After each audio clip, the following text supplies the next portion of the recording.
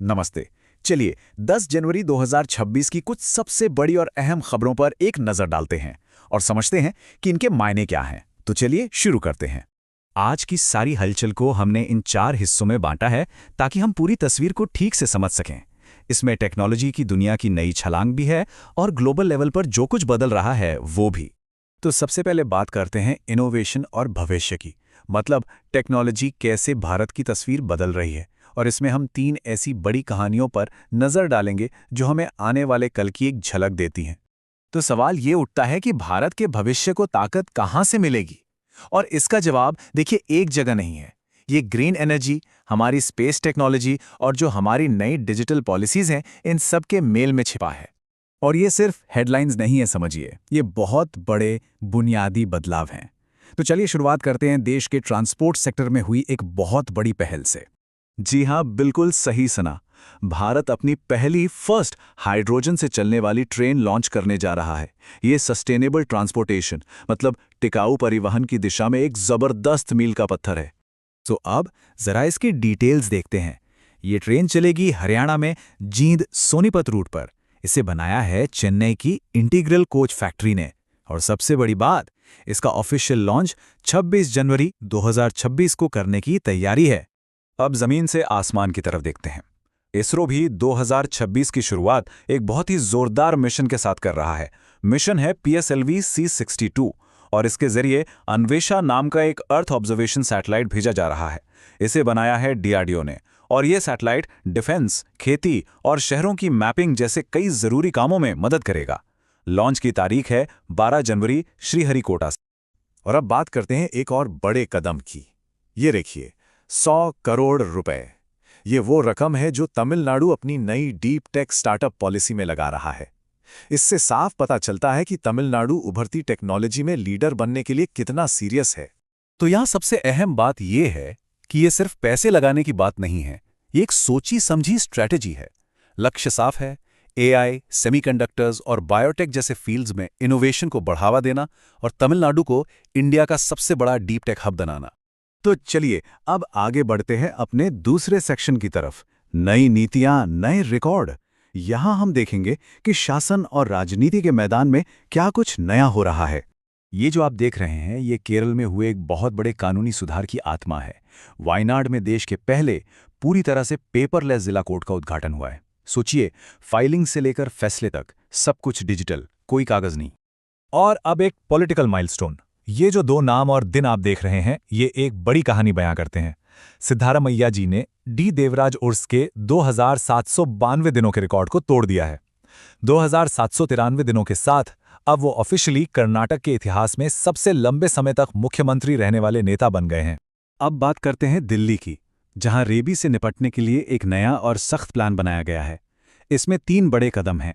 पहला, इंसानों में होने वाले रेबीज को एक नोटिफाइड बीमारी घोषित किया जाएगा। दूसरा, हर संदिग्ध केस की रिपोर्ट करना अब जरूरी होगा। और तीसरा और सबसे बड़ा लक्ष्य है रेबीज से होने वाली मौतों को 0 पर लाना। चलिए अब अपने तीसरे सेक्शन पर आते हैं, सुर्खियों में विरासत।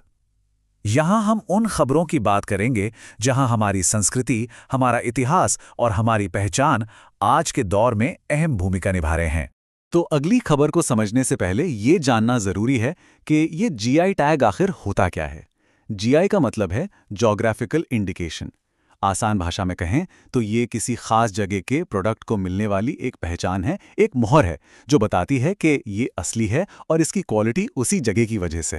तो इसी GI टैग से जुड़ी खबर ये है कि राजस्थान की नागौरी अश्वगंधा को उसके खास औषधीय गुणों के लिए ये प्रतिष्ठित टैग मिल गया है। नागौर जिले की ये अश्वगंधा अब खास पहचान पा चुकी है और इसी के साथ ये राजस्थान का 22वां GI टैग वाला प्रोडक्ट बन गया है। और ये कोई इकलौता मामला नहीं है। पिछले कुछ समय से देश भर में ऐसे कई खास रीजनल प्रोडक्ट्स को पहचान देने का एक ट्रेंड सा चल पड़ा है। जैसे राजस्थान की केरसांगरी हो, गोवा की ओजो फेनी या फिर पश्चिम बंगाल का सुंदरबन शहद। अब एक नज़र डालते हैं इस टाइमलाइन पर जो हमें इतिहास में ले जाती है। सोमनाथ मंदिर, साल 1026 जब महमूद गजनवी ने हमला किया था, और अब साल 2026 जब इस घटना के ठीक 1000 साल पूरे हो रहे हैं। और इसी मौके को सोमनाथ स्वाभिमान पर्व के रूप में मनाया जा रहा है। और अब आखिर में चलते हैं अपने चौथे और आखिरी सेक्शन की तरफ, भारत और विश्व। यहाँ हम देखेंगे कि तेजी से बदलते इस ग्लोबल माहौल में भारत के कदम कैसे पड़ रहे हैं। ये नंबर देखिए, 66। ये उन इंटरनेशनल ऑर्गेनाइजेशंस की संख्या है जिनसे अमेरिका ने हटने का ऐलान किया है। ये वाकई एक चौंकाने वाला आंकड़ा है और प्रेसिडेंट ट्रंप के दौर की अमेरिकी विदेश नीति में एक बहुत बड़े बदलाव का संकेत है। उनका कहना था कि ये सब पैसे की बर्बादी है। तो इस लिस्ट में कौन कौन शामिल है? इसमें इंटरनेशनल सोलर अलायंस, UNFCCC और इंटरनेशनल रिन्यूएबल एनर्जी एजेंसी जैसे कई बड़े और अहम संगठन हैं। ये वो संस्थाएं हैं जो क्लाइमेट चेंज और रिन्यूएबल एनर्जी पर काम करती हैं, और इनमें से कई में भारत की भी एक बड़ी भूमिका है। अब एक अच्छी खबर पड़ोसी देश से। अपने क्षेत्रीय संबंधों को और मजबूत करते हुए भारत के सुप्रीम कोर्ट और भूटान की जुडिशरी के बीच एक समझौता हुआ है। इस MOU के तहत दोनों देशों के बीच न्यायिक सहयोग बढ़ेगा और लॉ क्लर्क्स का एक्सचेंज भी होगा। और एक और ग्लोबल डेवलपमेंट, यूनाइटेड नेशंस ने मंगोलिया के एक प्रस्ताव को मानते हुए साल 2026 को international year of rangelands and pastoralists यानी चारागाहों और पशुपालकों का अंतर्राष्ट्रीय वर्ष घोषित किया है। ये एक बहुत अहम कदम है क्योंकि इससे दुनिया का ध्यान चारागाहों और उन पर निर्भर समुदायों के महत्व पर जाएगा। तो सवाल ये उठता है कि जब दुनिया भर में गठबंधन बदल रहे हैं, नई प्राथमिकताएं सामने आ रही हैं, तो ऐसे में भारत का अगला कदम क्या होगा? देश के अंदर हो रहे इनोवेशन से लेकर इंटरनेशनल स्टेज पर अपनी जगह बनाने तक, आज की ये सारी घटनाएं आने वाले कल के बड़े फैसलों की जमीन तैयार कर रही हैं। इसी सवाल के साथ आज की ये चर्चा यहीं समाप्त करते हैं। को कैसी लगी हमारी वीडियो, और वीडियो को लाइक करें और चैनल को सब्सक्राइब करना ना भूलें। धन्यवाद।